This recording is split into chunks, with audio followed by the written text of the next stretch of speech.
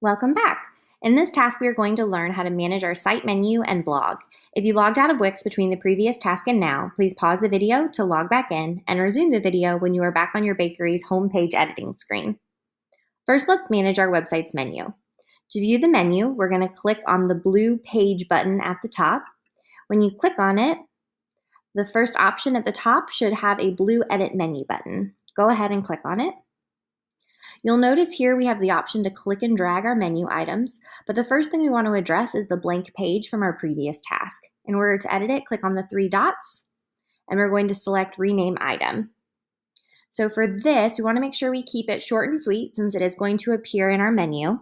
And so I'm going to have it match the title of that section, which is Our Story, and then click Enter. Now that we've renamed our page, I also want to rearrange the order. So in order to do that, like I said earlier, just click on the dots, and I'm going to move our story between the home and menus page, and then just simply let go in order to rearrange it. So at this time, feel free to play around with the menu. You can rename other options or rearrange them in any order that you choose to do so. So pause the video and resume when you're happy with your menu. Once you are happy with the way that your menu looks, we're going to go back up to the top and click on the page button again. And this time, we're actually going to navigate to the blog page. So in order to get to the blog, we're going to make sure it's highlighted. And then once we click on it, it should automatically pull up our blog page, which you can see over here. And we really want to manage this page. So in order to manage it, we're going to scroll over the little gear icon for setting. And then we're going to click on the first option, which is Manage Blog.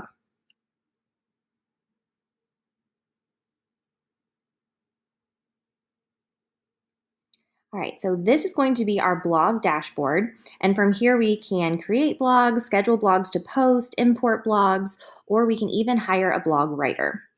So let's go ahead and explore this page a little further. The first thing we want to do is to change our author name. It'll automatically populate with the email address that you use to create the account. So for the purpose of my blog, I'm going to keep it very simple and just name the author name Abby. So the reason that I'm doing this is just for branding purposes. It may be a good idea to adjust it to obviously match the brand of your website, but it may be a good idea in my case to let the reader know that it's the Abby that's writing the post so that they know it's coming from a valid source. Or you may also want to pick a pseudonym for multiple authors or employees to use so that if you have multiple authors, it appears as though it's all coming from the same source. You can decide to put whatever name here that you would like. Now we're going to create a new blog post. And again, it'll make a little check mark once it's saved. And in order to create a new blog post, just click on the blue Create a New Post button. From here, it's really simple. We're just going to follow the prompts. So for my sample blog post, I'm going to name mine The Best Chocolate Chip Cookie Recipe Ever. Kind of long, but hopefully somewhat catchy. And then next you'll notice at the bottom we have the option to add some photos. So we can add a gallery or just an image. So I'm going to go ahead and add an image. And from here I'm going to just search for chocolate chip cookie.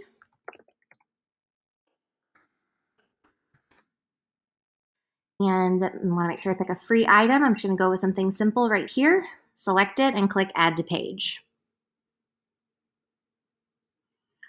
All right, great. So then I want to also make sure I add some text. So you're going to want to click in the box and I'm just going to start typing, and you'll notice as I start typing,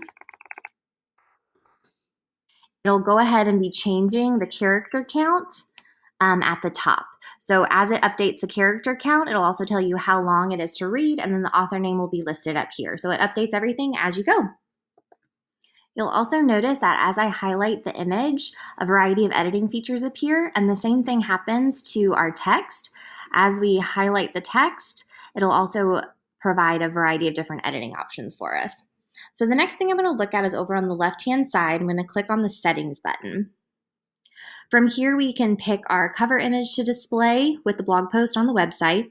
We can also select a publishing date. We can also add an author and add an excerpt so that it's a little easier to read what it's about.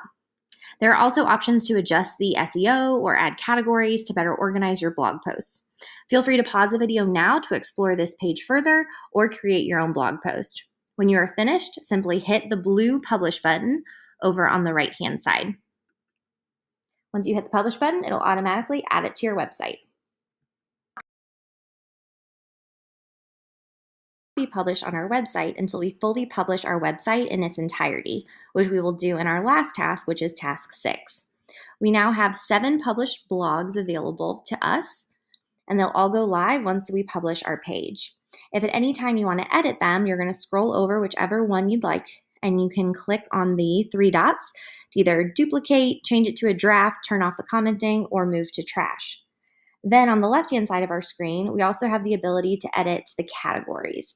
So right down here is the category button. And when we click on it, you'll notice that they're all under the same category. So if we wanted to organize them, again, by category, so let's say I wanted to have a category for recipes, I would click on the new category button.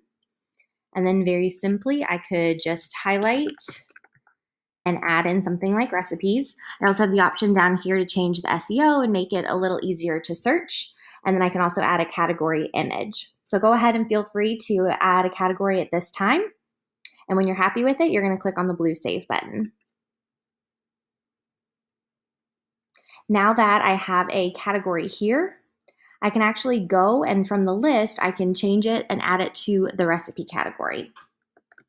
In order to add a blog post to a category, I'm going to go back to the main menu. And from our blog, I'm going to click on the best chocolate chip cookie recipe ever, the one we just made. And when I edit it, over here on the settings section, you'll notice there's also SEO and categories. So in order to add it to a category, I simply click on categories and I can select recipe from the box.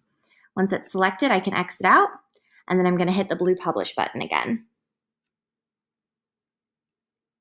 All right, lastly, on the left-hand side, you'll notice we have published blogs as well as draft and scheduled.